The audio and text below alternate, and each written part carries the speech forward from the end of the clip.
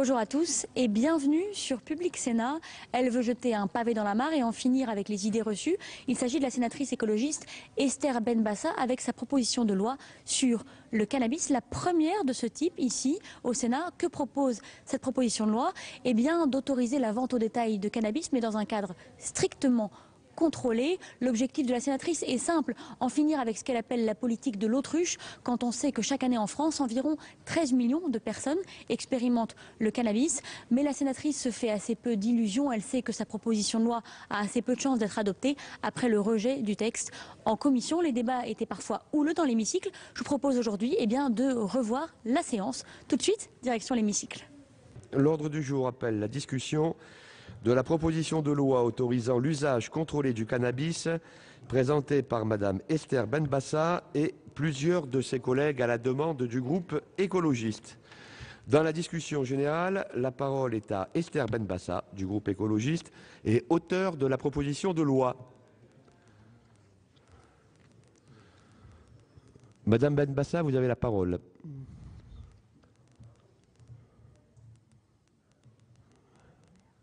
Mais c'est invraisemblable. Non, j'ai vu qu'elle était là. Je crois qu'elle n'avait pas entendu.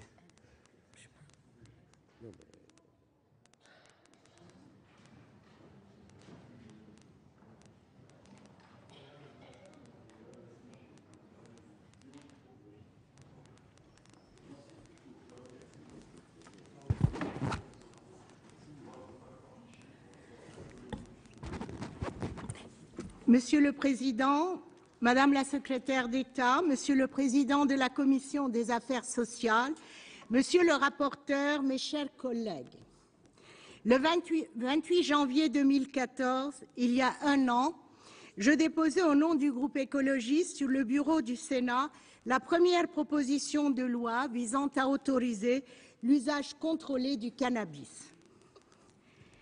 L'idée et le texte de cette PPL ont émergé dans le contexte des débats ayant accompagné les efforts accomplis dans cette direction par l'Uruguay jusqu'à l'adoption le 10 décembre 2013 de la loi 1972 qui confie à l'État le contrôle et la régulation de l'importation, de la production, de l'acquisition, du stockage, de la commercialisation et de la distribution du cannabis.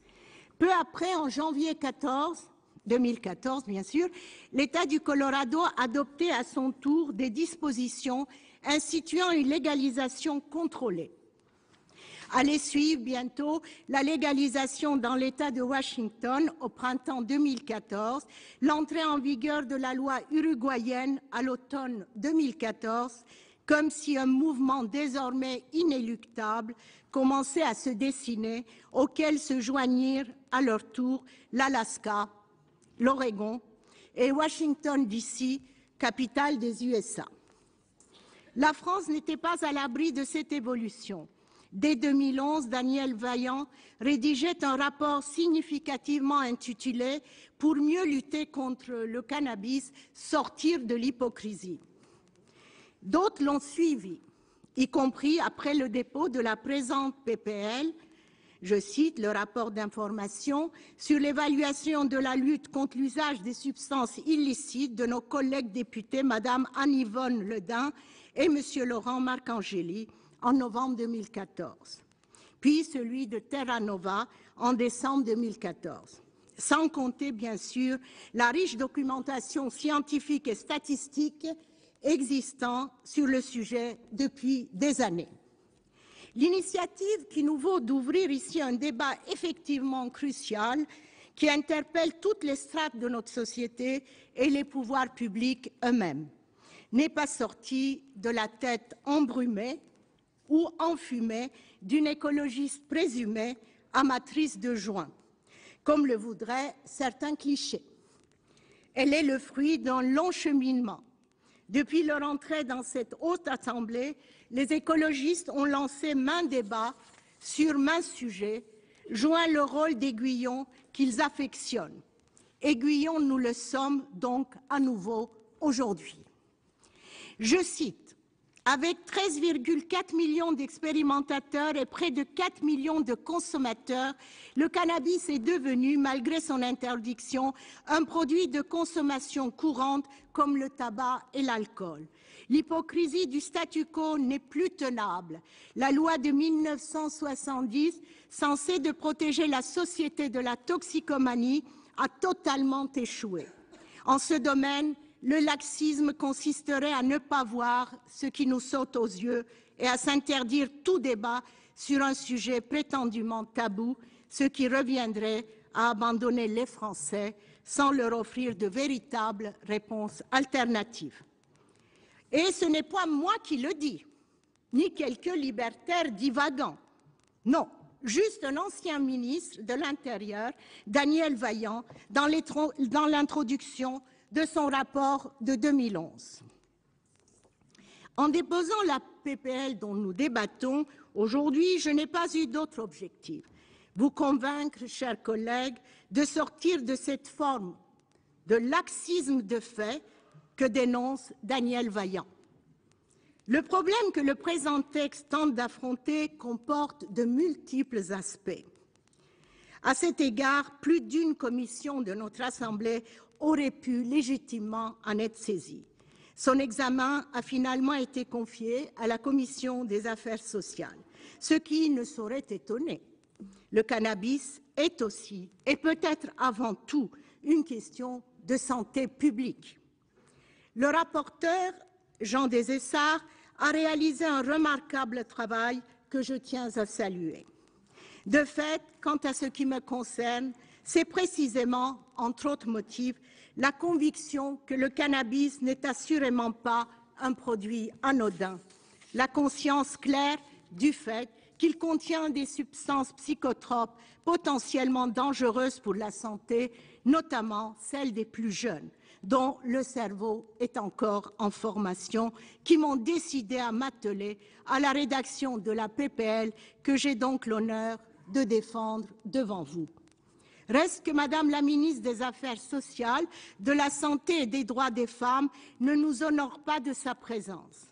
C'est Madame la secrétaire d'État chargée des droits des femmes qui la représente. Cher Pascal Boitard, nous nous connaissons de longue date et nous nous estimons, je crois, mutuellement. Mais quel rapport le cannabis a-t-il donc avec les droits des femmes ? Qui, soit dit en passant, les femmes sont moins consommatrices que les hommes. De rapport, je n'en vois guère. Et si je me réjouis de vous voir, cher Pascal Boitard, je n'ai pas à chercher très loin les motifs de l'absence de Madame Touraine, laquelle déclarait il y a peu sur BFM, je la cite, « Je ne suis pas favorable à ce qu'on mette ce débat sur la table aujourd'hui. Maintenons le droit tel qu'il est. » Il ne me semble pas judicieux, comme message à envoyer, de dire qu'au fond, le cannabis, ce n'est pas si grave que cela. Eh bien si, le débat est sur la table. Et le message que nous envoyons n'est pas celui que redoute Madame Touraine. Nous avons choisi, nous, écologistes, de regarder le problème en face. Les Françaises et Français eux-mêmes ont brisé le tabou. Et ils s'interrogent, ce qui est très important. Ainsi, la part des personnes estimant que l'usage du cannabis comporte un risque dès l'expérimentation est-il en baisse, 54% actuellement contre 62% en 2008. Les opinions des Français sur les politiques publiques menées ou à mener en matière de drogue traduisent un double mouvement. D'un côté, une plus forte adhésion aux mesures prohibitives concernant le tabac et l'alcool et parallèlement un suffrage moins marqué aux sanctions prévues par la loi pour les personnes interpellées pour usage ou détention de cannabis. Les Français restent très majoritairement opposés à une mise en vente libre du cannabis, 78%. La proportion de ceux qui y sont favorables, 22%, a pourtant nettement progressé depuis 2008, où elle était de 15%. La part d'opinion favorable à l'autorisation du cannabis sous certaines conditions, en maintenant l'interdiction pour les mineurs et avant de conduire, a quant à elle doublé sur la période, passant de 31% à 60%. Même parmi les personnes opposées à la mise en vente libre du cannabis, une partie plus importante qu'en 2008 serait d'accord pour une mise en vente libre sous conditions. Enfin, d'après l'enquête Europe, les Français apparaissent de plus en plus réservés à l'égard des différentes sanctions qui punissent la consommation simple, j'entends sans revente, avec une préférence pour les solutions qui orientent vers les soins ou un rappel à la loi. Assurer avant tout la santé et la sécurité des personnes et des collectivités requiert une réorientation fondamentale des priorités et des ressources des politiques mises en œuvre. Les dépenses induites par les dispositions punitives en vigueur, inefficaces, contre-productives et coûteuses pour le contribuable, devraient cesser, alors que celles consacrées aux mesures éprouvées de prévention, de réduction des risques et de traitement devraient au contraire augmenter pour couvrir les besoins immenses. N'oublions pas que 41,5% des jeunes de 17 ans ont expérimenté le cannabis et que 6,5% des fumeurs sont réguliers. 32,8% des adultes de 18 à 64 ans ont expérimenté le cannabis et 2,1% sont des fumeurs réguliers. Au moins 38 000 personnes sont prises en charge en raison de leur consommation de cannabis dans les structures spécialisées en addictologie. Commençons par éradiquer quelques-uns des préjugés étayant la logique absurde de la prohibition. La théorie de l'escalade, par exemple, selon laquelle le consommateur de cannabis, en cas de dépénalisation et ou de légalisation du cannabis, aurait nécessairement recours à des substances plus dangereuses. Cette théorie ne tient pas. La consommation de cannabis est ordinairement transitoire. Et même en cas de dépendance, les 2/3 des usagers mettent fin à leur addiction entre 25 et 30 ans. On nous disait, je cite, « Les ados vont se ruer sur le cannabis, les adultes vont se défoncer et ne plus aller travailler. Rien de tout cela ne s'est concrétisé. » Voilà ce que constatait il y a peu Brian Vicente, l'un des rédacteurs de l'amendement 64 par lequel 55% des électeurs du Colorado ont autorisé la production et la vente du cannabis aux adultes de plus de 21 ans. Autre idée à révoquer en doute, l'extrême dangerosité du cannabis. Le cannabis ne tue quasiment pas en comparaison avec des drogues comme l'héroïne et la cocaïne. Sa dangerosité est moindre que celle du tabac et de l'alcool. Certes, conduire sous l'influence du cannabis multiplie par 1,8 le risque d'être responsable d'un accident mortel de la route.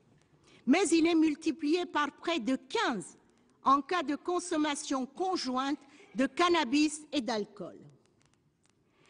Selon les experts européens, l'alcool serait de loin le produit le plus dangereux, entraînant des dommages sanitaires et sociaux majeurs, suivis par l'héroïne et la cocaïne, puis par le tabac, qui causerait surtout des dommages sanitaires.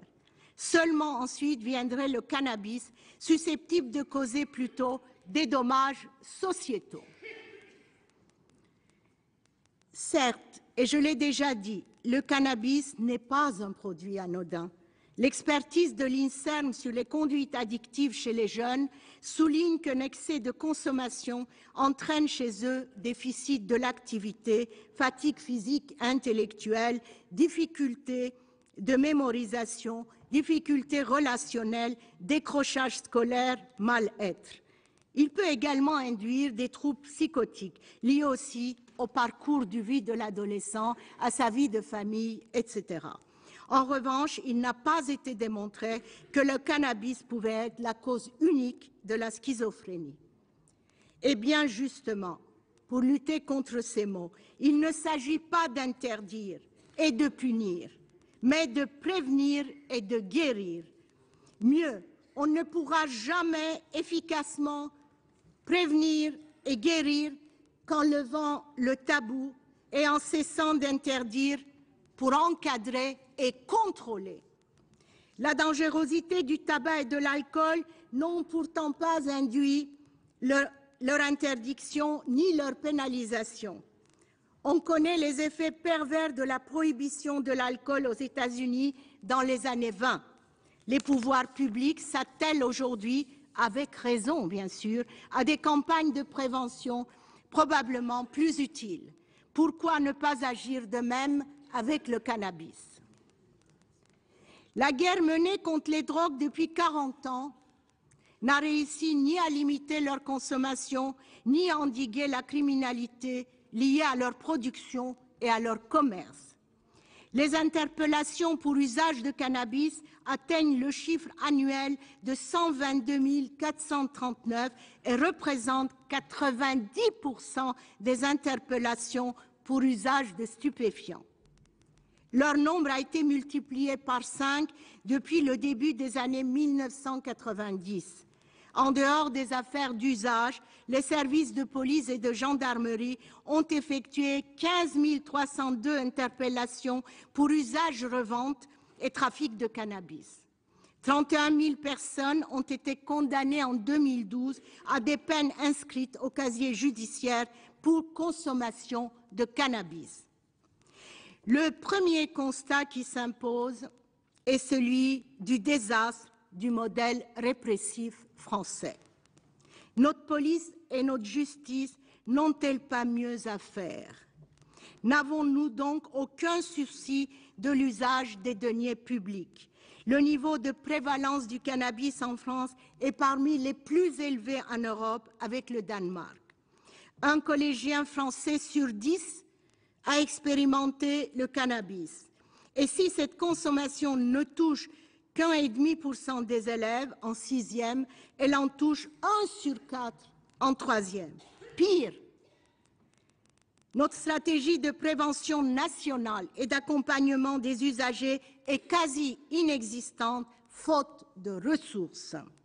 Au Colorado, 33 millions d'euros du produit des taxes du cannabis légalisé ont été alloués aux écoles. Et je cite, « Nous sommes guidés par 3 principes. Éviter que la marijuana ne tombe entre les mains des enfants, des criminels et des autres États », a déclaré la directrice de l'administration fiscale de l'État du Colorado. N'y a-t-il donc pas lieu de s'inspirer d'une telle expérience? Au sein de l'Union européenne, on rencontre 3 sortes de législation. Celle qui considère l'usage de cannabis comme une infraction pénale, celle qui considère cet usage comme une infraction administrative passible de sanctions administratives. Enfin, dans 15 pays membres de l'Union européenne, l'usage du cannabis en tant que tel n'est pas interdit par la loi, mais sa détention en petite quantité pour usage personnel constitue une infraction pénale ou administrative. Aux Pays-Bas, la détention et la vente de cannabis ne sont pas légales, mais elles sont tolérées sous certaines conditions. La Hollande n'a jamais légalisé la production du cannabis sur son territoire et ne s'intéresse pas aux sources d'approvisionnement des coffee shops qui relèvent d'une réglementation nationale. On y dénombre moins de 9 000 interpellations pour infractions relatives aux drogues douces en 2012 pour l'ensemble du pays. 18 300 pour l'ensemble des drogues, soit 10 fois moins qu'en France. J'ajoute pour finir que la prévalence du cannabis est inférieure en Hollande à celle constatée chez nous. 13,7% sur les 12 derniers mois pour les 15-34 ans, contre 17,5% en France, malgré une législation infiniment plus répressive et aucune tolérance pour la vente libre. La présente proposition de loi a pour objet d'autoriser l'usage et d'encadrer de manière très rigoureuse la vente au détail aux personnes majeures et l'usage de plantes de cannabis et de produits dérivés issus de cultures et de pratiques culturales contrôlées, et donc les caractéristiques et la teneur en principe psychoactif, ou le THC, seraient réglementés. Nous avons depuis peu plusieurs exemples de dépénalisation et de légalisation contrôlée du cannabis. L'Uruguay a adopté un ensemble de lois légalisant et réglementant les usages non médicaux du cannabis. Le modèle uruguayen repose sur un degré d'intervention gouvernementale plus élevé que les modèles commerciaux des États de Washington et du Colorado aux États-Unis, et ce dans tout le circuit allant de la production à la vente. Les recettes liées au cannabis ont été fin 2014 au Colorado de 570 millions d'euros selon une estimation. Le rapport de Terra Nova envisage quant à lui la légalisation du cannabis et la structuration d'un monopole public avec les meilleures garanties en termes de contrôle de la prévalence et de protection des populations les plus vulnérables. Il faudra également assécher le marché noir de quelques 100 000 personnes en baissant dans un premier temps le prix du gramme de cannabis légal, puis l'augmenter comme le tabac afin d'empêcher l'augmentation de la prévalence. Cette légalisation serait une source de revenus fiscaux considérables qui se situerait entre 1,7 milliard et 2 milliards d'euros et générerait la création d'au moins 13 000 emplois hors ceux liés à la production, sans compter le coût porté au réseau de la drogue, à la criminalité qui leur est associée et à l'une des sources de financement du terrorisme. Cette PPL est la première du genre à être déposée et débattue dans l'histoire parlementaire française. J'espère de tout cœur, chers collègues, que vous lui apporterez vos suffrages. Mais quand bien même vous hésiteriez à le faire, l'examen de ce texte contribuera indéniablement à l'indispensable processus de sensibilisation de l'opinion publique et des responsables politiques à une question sociétale, sociale et sanitaire cruciale. Le débat est donc ouvert publiquement et au plus haut niveau. Voilà qui est fort bien. Merci. Merci, Madame Benbassa. La parole est à Monsieur De Cessar, rapporteur de la Commission des Affaires sociales.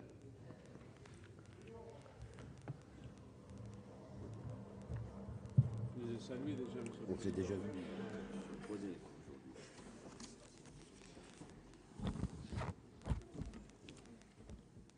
Monsieur le Président, Madame la Ministre et mes chers collègues, tout d'abord, je vais remercier la Commission des Affaires sociales de m'avoir désigné rapporteur sur un tel sujet.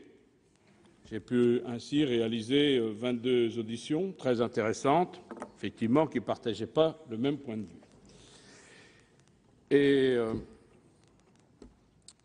je peux dire que le débat, comme l'a dit Madame Benbassa, ne fait que s'engager. J'espère qu'il aura une issue positive aujourd'hui, mais en tout cas, j'ai senti qu'effectivement, il y avait le souhait que ce point soit abordé et qu'effectivement, il y ait une information complète sur ce sujet. La France fait partie des plus gros consommateurs de cannabis en Europe, avec 13,4 millions d'expérimentateurs, 1,2 million d'usagers réguliers et 500 000 consommateurs quotidiens parmi les 11-75 ans. Ce produit s'est banalisé et son usage concerne désormais les milieux sociaux les plus divers. La question du statut légal du cannabis est aujourd'hui clairement posée dans la société. Et nous avons d'ailleurs eu des échanges très intéressants en commission. Les faits nous invitent en effet à nous abstraire de nos représentations courantes pour regarder la situation avec pragmatisme et nous interroger sur les changements nécessaires. La disponibilité croissante de l'herbe de cannabis est en partie liée au développement de l'autoculture, le nombre de cannabiculteurs se situant entre 100 et 200 000 selon les estimations. La fourchette est large, mais vous comprendrez qu'ils ne vont pas se déclarer. Donc la majeure partie du cannabis en circulation demeure toutefois issue du trafic international. Représentant les 3/4 du revenu du trafic des drogues, ce trafic s'est criminalisé en lien avec la grande délinquance. Des réseaux mafieux entretiennent une véritable économie parallèle qui déstabilise la vie de certaines cités. Avec un chiffre d'affaires estimé à 832 millions d'euros à la fin des années 2000, pour une quantité vendue évaluée à environ 200 tonnes. Le cannabis draine des intérêts financiers considérables. Dans ce domaine, notre pays a pourtant adopté, et c'est le paradoxe, il y a plus de 40 ans, l'un des dispositifs répressifs les plus sévères en Europe. Depuis la loi du 31 décembre 1970, l'usage de cannabis est pénalisé au même titre que n'importe quel autre stupéfiant. Nous en discutons, chers collègues, nous en discutons. Il constitue un délit et tout contrevenant s'expose à une peine d'1 an d'emprisonnement et de 3 750 € d'amende. La détention est quant à elle punie de 10 ans d'emprisonnement et d'une amende de 7,5 millions d'euros. En pratique, l'application de ces règles mobilise des ressources considérables sans parvenir à juguler la consommation. Et c'est là, chers collègues, qu'est l'interrogation. Plus grand consommateur en Europe et pourtant la plus grande répression d'Europe. Il y a là tout de même un paradoxe. L'opinion des Français eux-mêmes a évolué. Selon l'Observatoire français, la part de nos concitoyens qui estiment que l'on pourrait autoriser l'usage de cannabis sur certaines conditions, seulement pour les usagers majeurs, et l'interdire sous d'autres, avant de conduire ou pour les mineurs, s'élève aujourd'hui à 60% contre 30% en 2008. Il y a une évolution de l'opinion, chers collègues, sur ce point, de 60% par rapport à 30% en 2008. La proposition de loi qui nous réunit cet après-midi opte pour une stratégie de réduction des dommages à travers une régulation par l'État. Comme nous l'a indiqué son auteur, notre collègue Esther Benbassa, elle autorise la vente au détail dans le cadre d'un monopole de l'État et l'usage à des fins non thérapeutiques de plantes de cannabis ou du produit du cannabis dont les caractéristiques seraient définies par décret. Un strict encadrement sanitaire est prévu, avec en particulier l'interdiction de la vente aux mineurs. Afin de renforcer la prévention des risques auprès des jeunes, le texte propose par ailleurs d'augmenter la fréquence des sessions d'information délivrées en milieu scolaire sur les conséquences de la consommation de drogue sur la santé. J'insiste, dans ce projet de loi, il ne s'agit ni de libéraliser le cannabis, solution qui de fait ne changerait pas grand-chose à la situation actuelle, ni de le dépénaliser. Il s'agit au contraire d'une légalisation contrôlée par l'État, dont l'une des raisons principales est de lutter contre les mafias et les trafics, et donc contre l'insécurité qui en découle. Nous avons eu le débat en commission des affaires sociales. Certains ont dit pourquoi ne pas dépénaliser? Mais ça ne règle pas le problème numéro 1, qui est le problème des mafias, qui est le problème de la sécurité dans les quartiers. Qu'est-ce que vous faites si vous dépénalisez? Vous autorisez les gens à consommer, mais le marché, la production, le transport, ce sont toujours les mafias qui le font. chacun interviendra et si vous allez dans mon sens, voilà, effectivement, si c'est effectivement clandestin, eh bien, le dealer, lui, ben, il n'hésite pas à proposer d'autres substances. Par contre, si c'est un marché, et si c'est un marché contrôlé, eh bien, la personne ne va pas proposer d'autres substances. Donc là, et donc la dépénalisation, nous en avons discuté en commission des affaires sociales, ne règle pas le problème des mafias, ne règle pas le problème de la sécurité. Et cette loi d'une légalisation contrôlée règle justement ce problème, puisque la production, le transport sont contrôlés par l'État. Si c'est légal, on peut faire de la prévention, comme pour l'alcool aujourd'hui, comme pour le tabac.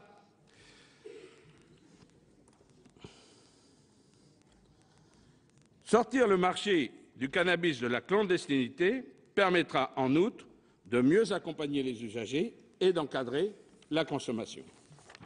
Je l'ai dit en commission, parmi l'ensemble des personnes avec lesquelles je me suis entretenu, ce sont les acteurs qui sont le plus étroitement en contact avec les usagers de cannabis qui accueillent le plus favorablement la proposition. La Fédération Addiction, par exemple, qui regroupe les professionnels du terrain, juge que la mise en place d'une politique de régulation, en limitant l'accès par une action sur les prix et les règles de publicité, serait plus efficace qu'une action publique écartelée entre une prohibition théorique et un marché tout-puissant. C'est la Fédération des addictions, ce ne sont pas les mots du rapporteur. Une prohibition théorique. Pourquoi? Parce que, chers collègues, interrogeons-nous sur le fait qu'on a la répression la plus grave, qu'on a des mafias, et pourtant on a la plus grande consommation de cannabis en Europe. C'est là le problème. La proposition de loi me semble en effet constituer une réponse équilibrée au-delà de l'alternative stérile entre simple dépénalisation qui ne règle rien et prohibition à tout prix qui n'a pas réglé le problème jusqu'à maintenant. Je suis donc favorable à la proposition de loi présentée par Mme Esther Benbassa, mais je dois quand même, en tant que rapporteur, vous donner le point de vue de la Commission. J'y arrive, chers collègues, j'y arrive. Mercredi dernier, les travaux menés par la Commission des affaires sociales ont montré l'existence de divergences.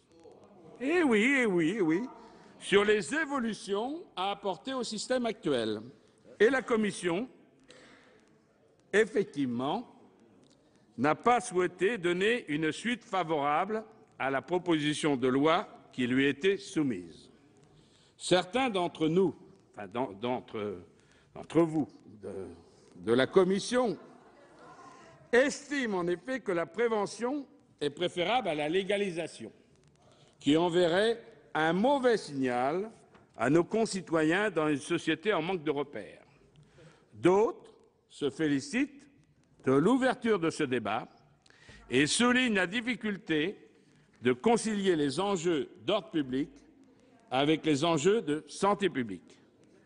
La piste d'une transformation de la peine d'usage de cannabis en une simple contravention a été évoquée à plusieurs reprises, quand ce n'est pas la nécessité de traiter d'abord de ces questions au niveau international qui a été mise en avant. Les multiples arguments assez avancés témoignent, à mon sens, de la richesse de nos débats sur une question qu'il est aujourd'hui permis d'aborder avec sérieux. Mais, chers collègues, il y a urgence. Eh oui, il y a urgence. On peut dire, d'abord, c'est 40 ans de lutte stérile. Et pourquoi il y a urgence? Parce qu'il y a insécurité dans les quartiers, parce qu'il y a développement des mafias. Il y a des risques de corruption à très court terme. Déjà, ce n'est pas toute la police évidemment qu'en cause, mais déjà des douaniers sont arrêtés. Déjà, des policiers sont mis en cause par rapport au cannabis. Le risque de corruption, c'est vraiment quelque chose qui va se poser dans les prochaines années. Nous ne pouvons pas rester à rien faire devant le cette mafia qui se développe, qui est organisée, qui gangrène de multiples quartiers. Donc, il faudra qu'on prenne un jour vraiment une décision pragmatique en toute lucidité.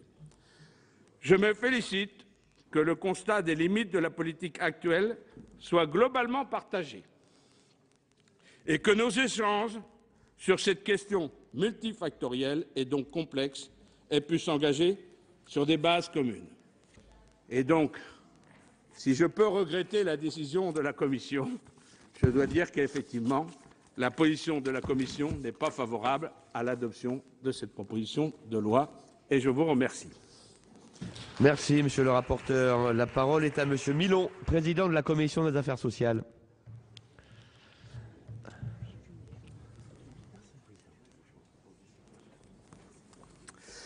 Monsieur le Président, Madame la Ministre, Monsieur le rapporteur, mes chers collègues, pendant longtemps, l'image de cannabis et de ses produits dérivés a été celle d'une drogue douce, récréative, sans danger pour la santé. Les nombreux travaux scientifiques menés au cours des dernières années ont cependant mis en lumière une toute autre réalité. Je souhaite revenir quelques instants sur ces risques sanitaires bien réels, en rappelant simplement l'état des connaissances médicales sur la nocivité du cannabis pour les personnes les plus fragiles. Ces dommages se traduisent essentiellement par des troubles cognitifs et psychiatriques dont la sévérité varie selon les quantités consommées, selon l'âge d'exposition et selon les vulnérabilités particulières de chaque individu. À cet égard, la jeunesse constitue une période particulièrement critique. Le processus de maturation cérébrale qui, on peut dire, bat son plein à l'adolescence et se poursuit au-delà, permet aux jeunes d'acquérir les compétences physiques et intellectuelles qui lui seront indispensables dans sa vie d'adulte. Or, le THC, principe actif principal du cannabis, interagit avec ce développement, ce qui peut conduire à des anomalies de la substance grise et de la substance blanche, c'est-à-dire du système cérébral et neurologique. Si des troubles de l'attention et de la mémoire peuvent survenir dans les 6 heures suivant une prise unique, ils sont d'autant plus importants que la consommation a débuté précocement. Or, la première expérimentation de l'usage du cannabis se fait à un âge de plus en plus précoce. Lorsqu'elle s'accompagne d'un syndrome amotivationnel, désintérêt, manque d'engagement, ces difficultés sont susceptibles, en cas de consommation régulière, de causer ou d'aggraver le décrochage scolaire, voire la désinsertion sociale. Les conséquences sont graves lorsque ces troubles sont à l'origine d'accidents de la voie publique. Et je rappelle, mais vous le savez tous, que l'usage conjoint du cannabis et d'alcool multiplie par 14 le risque de se rendre responsable d'un accident mortel de la route. En ce qui concerne les effets du cannabis sur le psychisme, le risque de survenue d'états d'angoisse aiguë est avéré. Une constatation clinique fréquente est celle de symptômes psychotiques tels que des idées de persécution, des idées d'hostilité de l'entourage, voire des sensations de dépersonnalisation et plus rarement des hallucinations. Une étude portant sur des étudiants indique que ces effets sont plus importants lorsque les sujets présentent une vulnérabilité particulière à la psychose. Les liens entre le cannabis et la schizophrénie, quant à eux, ont longtemps été controversés. Une première étude célèbre, réalisée en 1987 par André Hansson, sur une large population de conscrits suédois, établissait un lien statistique entre exposition au cannabis et risque ultérieur de schizophrénie. Cette étude a été critiquée pour ses biais. Des travaux épidémiologiques ultérieurs ont néanmoins permis d'affiner les résultats. Il en résulte que l'augmentation du risque de troubles psychotiques dépend de nombreux facteurs et qu'au total, le cannabis pourrait révéler ou aggraver une schizophrénie latente. Enfin, comme pour le tabac et l'alcool, la plupart des conséquences somatiques surviennent généralement plusieurs dizaines d'années après le début d'une consommation régulière. Les effets carcinogènes induits par le cannabis sont indépendants de ceux liés au tabac. Plusieurs études récentes ont en outre montré que la consommation de cannabis pouvait favoriser la survenue d'infarctus du myocarde. Elle peut aussi être à l'origine d'accidents vasculaires cérébraux par angiopathie cérébrale. Enfin, il faut souligner aussi que l'appétence des usagers pour des produits de plus en plus dosés en THC, ainsi que l'émergence de cannabinoïdes synthétiques n'augure rien de bon quant à l'évolution de la dangerosité, bien au contraire. Voici, en quelques mots, Monsieur le Président, Madame la Ministre, mes chers collègues, les éléments en notre position sur l'impact sanitaire de la consommation de cannabis. Dès lors, faut-il revoir le régime légal et pénal applicable en France à l'usage du cannabis? Cette question, et le rapporteur l'a dit, a suscité de riches débats en commission. Je remercie d'ailleurs le rapporteur Jean Desessard pour la très grande qualité de son rapport. Son travail est à la fois documenté, précis et objectif. Il a suscité un vif intérêt et a permis à chacun d'entre nous de faire avancer ses réflexions à partir du constat largement partagé des limites du cadre actuel. De solides arguments ont été avancés de part et d'autre sur une question difficile qui n'appelle pas de réponse totalement évidente, comme le montre la diversité des législations nationales. Un assouplissement du cadre légal, certains l'ont souligné, paraîtrait contradictoire avec le message de prévention et rendrait tout retour en arrière particulièrement difficile. Mais la réponse pénale actuelle, cela est vrai aussi, conduit à des impasses. Notre collègue Laurence Cohen, ancienne rapporteure des crédits de la mission interministérielle de lutte contre la drogue et la toxicomanie, la MILD de l'époque, nous a rappelé son travail avec les fédérations d'addictologie. Vous l'avez dit, les professionnels du terrain appellent de leur vœu un grand débat public sur les questions des drogues qui restent trop souvent traitées de manière superficielle sous l'angle du sensationnel. Il semble en effet que la criminalisation des usagers fasse obstacle à l'accès aux soins et à la prévention. Je tiens également à saluer, pour sa contribution avisée, l'actuel rapporteur de la MILDECA, Gilbert Barbier, dans le prolongement de son excellent rapport d'information de 2011 sur la question des toxicomanies, il a pointé la nécessité de changer le système et d'approfondir la démarche de sensibilisation des jeunes et de leurs familles aux dangers connus. Au terme d'une discussion nourrie, la Commission des affaires sociales n'a pas approuvé le dispositif proposé par notre collègue Esther Benbassa. Elle n'en reconnaît pas moins le besoin d'une stratégie cohérente, Madame la Ministre, à l'égard d'un produit dont la consommation est loin d'être anodine, notamment pour les jeunes. Je voudrais ajouter que le rapporteur justifie le projet de loi, la proposition de loi, du fait de la légalisation par ailleurs du tabac et de l'alcool il y a des années en arrière. Je voudrais rappeler d'abord que la consommation d'alcool n'a jamais été légalisée au tout début de sa consommation. C'est une consommation traditionnelle dans notre pays et en Europe, et que la légalisation n'est venue que par la suite. Mais lorsque le tabac a été légalisé, ceux qui ont légalisé le tabac ne connaissaient pas le danger du tabac. Ils l'ont légalisé parce qu'ils pensaient que le tabac était quelque chose de bien et qu'il n'y avait pas de danger pour la santé. Alors, je voudrais vous rappeler les chiffres du PLFSS 2015 que nous avons voté dernièrement, en octobre-novembre 2014. C'est vrai que la légalisation du cannabis pourrait rapporter 1,5 milliard d'euros à l'État. C'est comme ça que c'est justifié pour la légalisation. Le tabac rapporte, lui, 11 milliards d'euros à l'État. Mais, dans le même temps, il y a 73 000 décès par an à cause du tabac. Mais, dans le même temps, les dépenses de santé pour le tabac, c'est 20 milliards, c'est-à-dire 9 milliards de plus que les recettes. Mais en même temps, les économistes vous disent que le coût global pour l'économie française du tabac, c'est 47 milliards.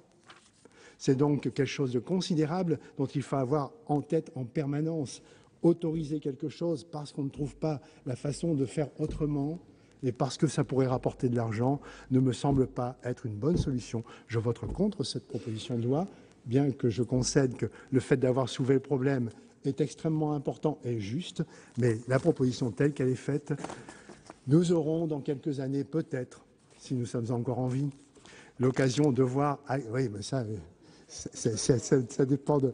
Ça demande beaucoup d'années parfois pour que les problèmes arrivent, mais dans quelques années peut-être, nous aurions l'occasion de regretter de devoir faire ce que vous nous proposez aujourd'hui. Donc je voterai avec le groupe UMP d'ailleurs contre ce projet, cette proposition, en disant une fois de plus qu'il fallait en effet soulever le problème et que d'autres solutions doivent être trouvées.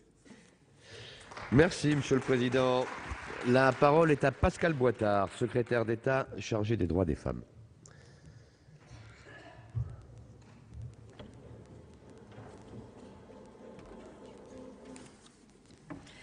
Monsieur le Président de la Commission des affaires sociales, Monsieur le rapporteur, Madame la sénatrice Esther Benbassa, Mesdames et Messieurs les sénateurs, la consommation de substances psychoactives, si elle est présentée comme culturelle, signe d'émancipation, usage récréatif, est particulière en ce sens qu'elle génère une dépendance chez les consommateurs, et vous l'avez tous souligné. Chaque substance a ses propres caractéristiques, qu'il s'agisse de la vitesse d'entrée dans la dépendance, des conséquences directes de la consommation sur les comportements, etc. Néanmoins, nul ne peut ignorer les conséquences sanitaires dramatiques des conduites addictives et particulièrement de la consommation de drogue. Les consommations de drogue évoluent et nous sommes confrontés de plus en plus aux polyconsommations. Le cannabis est de loin la substance illicite la plus consommée, 10 fois plus que la cocaïne ou l'ecstasy. Les substances psychoactives les plus consommées en France restent le tabac et l'alcool. Est-il encore nécessaire de rappeler à cette tribune les nombreuses maladies chroniques générées par ces comportements, cancers, maladies cardiovasculaires, respiratoires, maladies du foie, maladies neurologiques, troubles psychiatriques. N'oublions pas les conséquences que peuvent avoir l'injection de drogues intraveineuses, notamment la transmission de virus tels que le VIH et les hépatites. Nous sommes réunis cet après-midi pour examiner la proposition de loi déposée par le groupe écologiste visant à autoriser un usage contrôlé du cannabis. Ce texte part pourtant d'un constat que nous partageons, le véritable problème de santé publique que représente cette consommation de cannabis. Les chiffres évoqués dans ce texte, nous les connaissons tous. Le cannabis est la substance psychoactive la plus utilisée par les Français entre 11 et 75 ans. 13,8 millions de Français ont expérimenté le produit, 1,2 million consomment du cannabis au moins 10 fois par mois. Mais c'est le niveau de consommation de cannabis chez les jeunes qui place la France au premier rang des pays d'Europe. Parmi des jeunes de 17 ans, plus de 40% ont expérimenté le cannabis et 6,5% en font un usage régulier et une consommation problématique. Aucun expert, aucun addictologue ne nie ce que confirment les dernières études scientifiques. La consommation de cannabis est nocive, en particulier chez les jeunes. Les liens entre consommation précoce de cannabis et risque de troubles psychotiques sont désormais largement documentés. Face à cet enjeu de santé publique, nous poursuivons tous les mêmes objectifs. Réduire les risques, prévenir le plus tôt possible l'entrée dans la consommation, mais il s'agit également de lutter contre les trafics, contre les réseaux criminels qui se cachent derrière le petit trafic. C'est un enjeu à part entière qui est indissociable. Le gouvernement s'est saisi de ce sujet. Le plan gouvernemental de lutte contre la drogue et les conduites addictives 2013-2017, lancé par le Premier ministre en septembre 2013, comporte des mesures fortes. Ce plan, mis en œuvre par la Mildeca, avec l'ensemble des départements ministériels, mobilise l'ensemble des leviers, la prévention, la prise en charge conjointe, tant sanitaire que sociale, le développement de la recherche multidisciplinaire, mais aussi la lutte contre les trafics. Je veux citer les mesures suivantes. la priorisation d'actions de prévention et d'information en direction des jeunes et de leurs parents, le renforcement des partenariats entre les professionnels au contact des jeunes, enseignants et personnels de la protection judiciaire de la jeunesse et les consultations jeunes consommateurs, la prise en charge des jeunes consommateurs les plus en difficulté dans le cadre des structures de recours spécialisées, avec en particulier le déploiement de l'approche thérapeutique familiale dite MDFT. L'encouragement des recherches sur les motivations et les pratiques sociales de consommation de cannabis chez les jeunes. S'agissant de la lutte contre le trafic, l'intensification de la lutte contre l'implication des mineurs dans le trafic, tant sur le plan de la prévention que sur celui de la réponse pénale. Le renforcement du partenariat entre les forces de sécurité et les établissements scolaires pour mieux lutter contre le trafic aux abords de ces établissements. La mise en place d'une surveillance particulière sur les canaux d'accès à la cannabiculture, magasins spécialisés, sites internet, fret postal et express. La mobilisation de l'ensemble des acteurs, forces de sécurité, élus locaux et citoyens afin de lutter contre les effets déstabilisateurs du trafic local. La poursuite de l'effort en matière de saisie du patrimoine des trafiquants dans l'objectif de les priver du produit de leur trafic. La mise en œuvre de ce plan s'appuie notamment sur les professionnels de santé et les travailleurs sociaux qui œuvrent dans le champ des addictions. Ce sont ces mesures, ces actions qui doivent nous permettre de lutter plus fortement encore contre ce fléau et demain mieux protéger la jeunesse de notre pays. Madame la sénatrice, vous préconisez avec cette proposition de loi que la vente de cannabis à des fins non thérapeutiques, pour ne pas dire récréatives, soit contrôlée par l'État, en passant par l'intermédiaire de débitants, comme c'est le cas pour le tabac, en interdisant la publicité et la vente aux mineurs. Les solutions que vous proposez sont possiblement contre-productives quant aux objectifs que nous partageons. Tout d'abord, alors que nous luttons résolument contre les additifs, banaliser la consommation de cannabis nous semble inopportun, voire dangereux. Ne prenons pas le risque qu'une libéralisation de l'usage de cannabis entraîne une hausse de la consommation de ce produit. Ensuite, toute tentative de dépénalisation ou de légalisation est susceptible de se heurter à des stratégies d'adaptation des organisations criminelles, baisse des prix, diversification vers de nouvelles drogues, augmentation de la concentration du principe actif, etc. Légaliser ou dépénaliser l'usage de cannabis diminuerait le niveau des trafics, c'est méconnaître la motivation et les motivations du crime organisé dont le but est le profit, sans considération pour le statut juridique des produits. La contrebande de cigarettes, produit légal, dont le trafic génère plusieurs milliards d'euros par an, est là pour en attester. Les filières régulées par la puissance publique via des normes et des taxes peuvent aussi générer leur propre criminalité. Le statut de produit légal ou illicite ne peut à lui seul expliquer ou empêcher l'existence de trafic sur cette marchandise. Des initiatives récentes de légalisation à l'étranger ont visé à changer la stratégie dans la lutte contre certaines drogues et à libéraliser l'usage du cannabis. L'Uruguay a été le premier pays au monde à mettre en place un monopole d'État sur tout le processus de la production jusqu'à la consommation de cannabis. Les États de Washington et du Colorado ont procédé à une légalisation du cannabis pour usage récréatif. Ces expériences qui mériteront d'être restituées dans le contexte de chaque État sont trop récentes pour permettre d'en mesurer et d'en étudier les conséquences, mais elles sont dans le débat. En 2016, la session spéciale de l'Assemblée générale des Nations unies dédiée à la question des politiques en matière de drogue constituera une occasion de débat sur ces questions au plus haut niveau. La mission interministérielle de lutte contre les drogues et les conduites addictives est chargée de la coordination pour la France. Ce sera donc l'occasion d'un débat ouvert à partir des expériences étrangères évaluées. Aujourd'hui, la question qui doit animer nos débats est celle d'une part de la prévention des conduites addictives et d'autre part de la lutte contre les réseaux criminels. C'est le choix du gouvernement.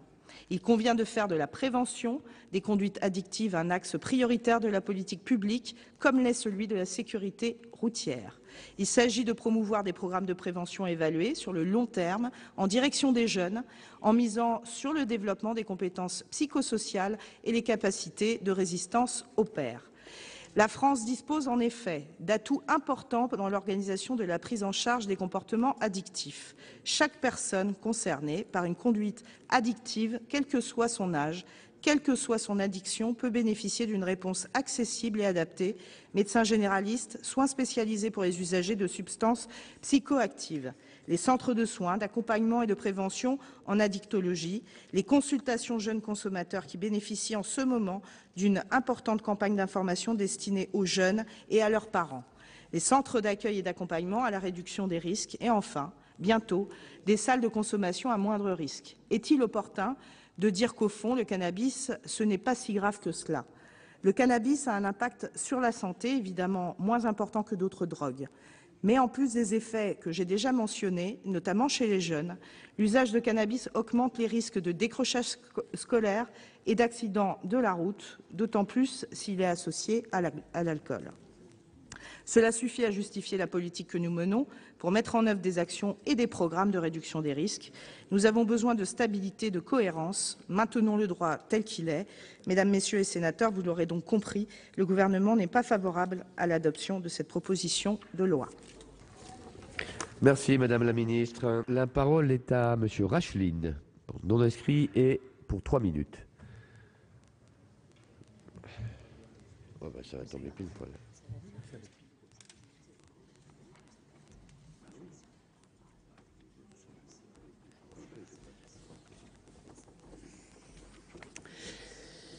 Monsieur le Président, Madame le Ministre, mes chers collègues. Non, la drogue n'est pas une fatalité, comme tenterait de nous le faire croire une telle proposition de loi. La dépénalisation est évidemment une duperie, car non seulement elle n'arrange pas les problèmes, mais de surcroît, elle les aggrave considérablement. Tout d'abord car elle semble présenter le cannabis comme un produit de consommation au même titre que l'alcool ou le tabac, alors qu'il est un véritable danger, un produit totalement déstructurant qui est la porte d'entrée vers l'héroïne et la cocaïne et qui, dans beaucoup de cas, va jusqu'à tuer. Il n'existe pas de consommation sans risque des drogues, pas même du cannabis. Celui-ci, vous l'avez dit d'ailleurs, perturbe les fonctions cérébrales, réduit le jugement, la concentration et la mémoire à court terme, ainsi que la capacité d'accomplir des tâches routinières. Et il est bien connu qu'en matière de drogue, le consommateur régulier, toujours à la recherche de sensations plus fortes, va de plus en plus loin. En cela, les héroïnomanes et les cocaïnomanes ont toujours commencé par le cannabis. Dès lors, face à ces dangers pour la santé, on ne saurait présenter le cannabis comme un produit de consommation courante que l'on achèterait au supermarché. Car dépénaliser, c'est mettre la drogue à la portée de tous. C'est de l'inconscience totale, c'est même de l'irresponsabilité. À chaque levée de prohibition des stupéfiants, il y a davantage de personnes qui prennent de la drogue et ceux qui sont déjà toxicomanes en consomment de plus grandes quantités. C'est mettre aussi en grand danger nos jeunes qui sont très influençables et très vulnérables face au cannabis.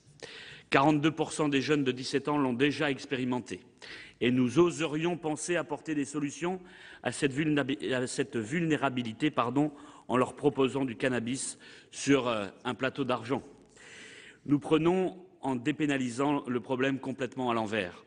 Quelle cohérence y a-t-il à sensibiliser le jeune public aux effets néfastes du cannabis si parallèlement nous en faisons un produit quasiment légal qui s'achète librement?